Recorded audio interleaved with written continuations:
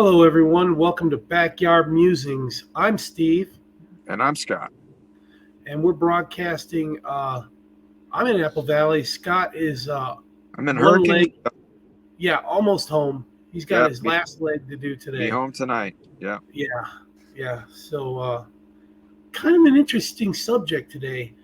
I came across an article about the United States prepositioning armored vehicles in Poland and did some research and was surprised at our resources and assets in Poland. You will be too, I think.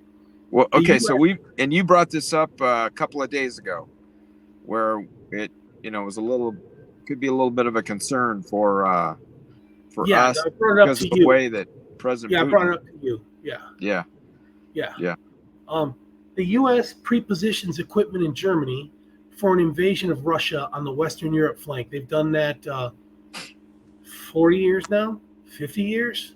Um, my buddies and I participated in Reforger 1988, which was an exercise to train for this possibility. We went directly to our unit's preposition stock from Fort Bliss to the preposition stock in Germany, and then went into battle positions. And then it was a mock fight. The U.S. is now moving armored vehicles from German stock, from the German preposition uh, place to Poland. And you can see this convoy right here. Poland was a Warsaw Pact nation, remember that. However, it is now NATO. yeah. This is no doubt creating tension with Russia. The tanks, and do I have a.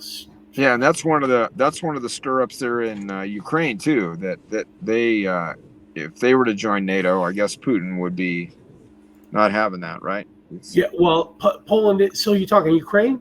Yeah, Ukraine. I mean Yeah, that area over there. So because Russia is linked with Ukraine going back centuries, a millennia, right? yeah. Well, And like you then said, cousins, right? Family. right, Yeah, right, cousins. But then Ukraine broke off at some point. I don't know when, and Ukraine became its own distinct entity. I mean, look at Belarus. They've got the Rus name in there. I think Belarus means White Russian. Um, don't quote me. I don't know. Um, but I mean, there's close ties to several nations over there. So, right. anyways, the tanks, Strikers, Bradley infantry fighting vehicles, and MRAPs are being staged in Podwiz, Poland. Radio ZET published an image of a convoy of U.S. Strikers making its way. That's the image from a base in Germany to warehouses in Podwiz. Looks like a platoon-sized element to me. I think you can see two vehicles. That's Yeah, probably a small platoon, not a full platoon. they don't This look they don't look like they're going to a parade. Looks pretty serious. yeah, this transfer of vehicles will continue through September 2024. Regarding this particular convoy, it brings back exciting memories for me of Iraq. You can see me here in Iraq. That's me during a convoy break on the left side, a convoy break when we were going from Camp Wolverine, Kuwait, on our way to logistics supply annex Anaconda or Joint Base Balad. They were both called the same thing. The Air Force called it Joint Base Balad. I guess towards the end of my deployment, everybody was calling it Joint Base Balad. I was the convoy commander of 20 vehicles. This kind of convoy seems tedious that you saw in the last slides. However, it is awesome training, very awesome training because you have to do it in combat. But I digress. Scott, go ahead, take it.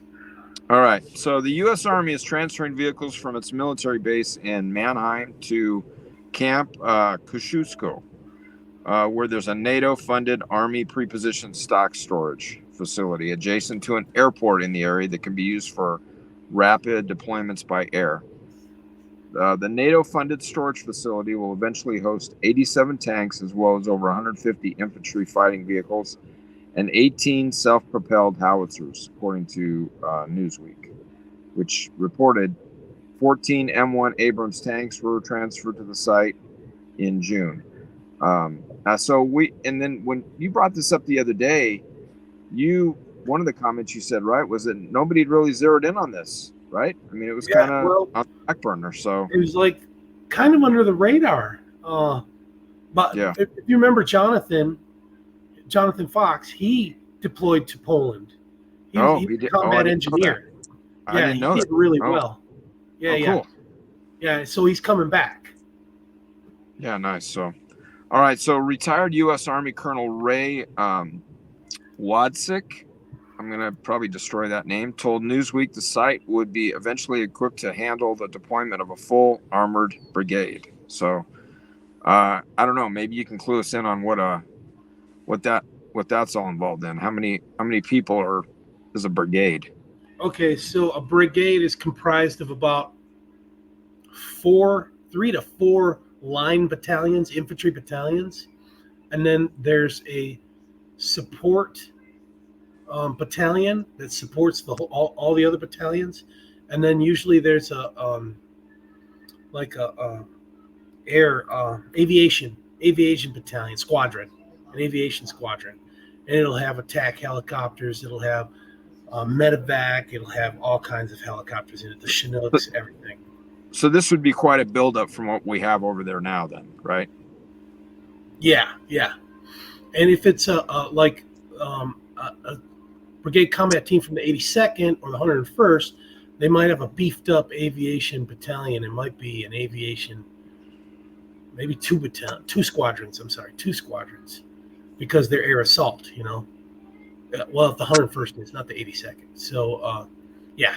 So, total about 5,000 men and women. Pretty serious. Yeah. All right. Okay. There are more than 10,000 American troops stationed in Poland. They belong to Area Support Group Poland, which has now been upgraded to form the first U.S. Army garrison on NATO's eastern flank. A decision announced by President Joe Biden at the summit of NATO's 30 members last year. The U.S. already has 5 Army garrisons in Germany, 1 in Belgium and 1 in Italy. So now we have 2 in Poland. And quote, we appreciate it very much that U.S. troops are on a permanent basis in our country, Blazak said. It is very important that the Western world remains united. This is good news for the security of Poland and of NATO's eastern flank. Blazak, he's the Minister of Defense, added at the ceremony in Poznan, Western Poland. Many thousand U.S. troops have been stationed for years in Poland. I didn't even know that. Well, I knew Jonathan, maybe about a year, and other nations on NATO's eastern flank as a deterrent force, but their numbers and role have significantly grown due to Russia's war on Ukraine that has entered its second year. The garrison is based at Camp Kosciuszko. So, yeah, I mean, we've had a presence there really since World War II, right? In Poland or Germany? Yeah. Have we? Well, Germany, and we Germany. haven't been in Poland that whole time either. So No, Poland was recent. Warsaw Pact. It was Soviet, part of the Soviet Empire. Got it. Yeah. Okay. So a new APS-2 worksite in Podwitz, Poland, officially named the Podwitz APS-2 worksite, received equipment to outfit an armored brigade combat team on June 7th June 27th of this year. The receipt of this equipment moves the facility one step closer to completion. This NATO-funded project continues to progress towards full mission capable status in 2025, making it NATO's most significant single infrastructure endeavor in the past 30 years. The site will allow NATO to project more combat power on NATO's eastern flank with a drastically reduced timeline compared to previous exercises or deployments. So this is really got to be stirring up Putin. I'm sure he's not having this. So. He's not liking it. He's not liking it. Yeah. Well, I don't know. I mean, I don't care about, other than the fact that the guy is he's kind of unhinged. So you don't know what he's going to do. It's kind of like poking the bear, but Poland wants some support from NATO. I mean, Poland is right next door to Ukraine and Russia, so right. They want some support. Yeah. No, I mean, I guess, I mean, this is a good thing for them. Again, but on the other hand, for messing with that guy who's just unpredictable. It's kind of a scary time, right?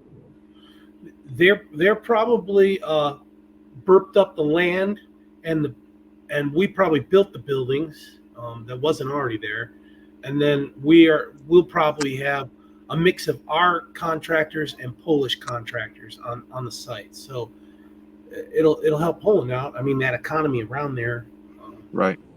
But yeah, so it was intense flying over like 10 hours straight, flying over and then getting into your vehicles without any sleep and hitting the road. It was pretty intense, realistic. Okay, folks, we appreciate you joining us. Yeah, you enjoy your Sabbath tomorrow. And we'll stay on top of this, right? There's more news out about it. So yeah, I've got a feeling. I was talking with Scott about this. I got a feeling that Trump said he'll solve the Ukraine war within 24 hours of being president-elect. I think he's going to do that by putting the sanctions on Russia, and it's certainly helping that Ukraine has invaded Russia into Kursk. That's really messed up because the army just crumbled, which no change from the Cold War, no change at all from the Cold War. Yeah. So I think like the same buildup that we had about the Iraqi war, our army, right? I mean, once we started going in, back in what was that, 90, 92, somewhere around there. That was Desert Shield. That was a buildup to protect Kuwait, Saudi Arabia.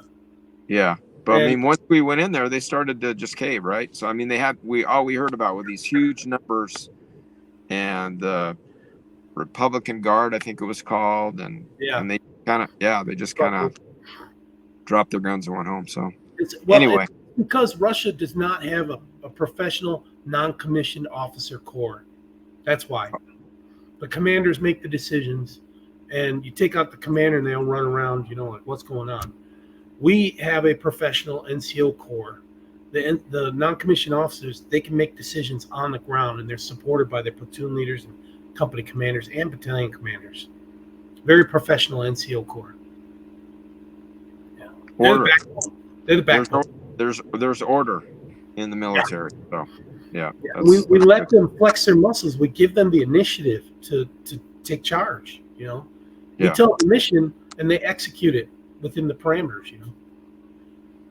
Okay. Well, thanks for giving us a heads up on that. So yeah. All right. We'll see you Monday.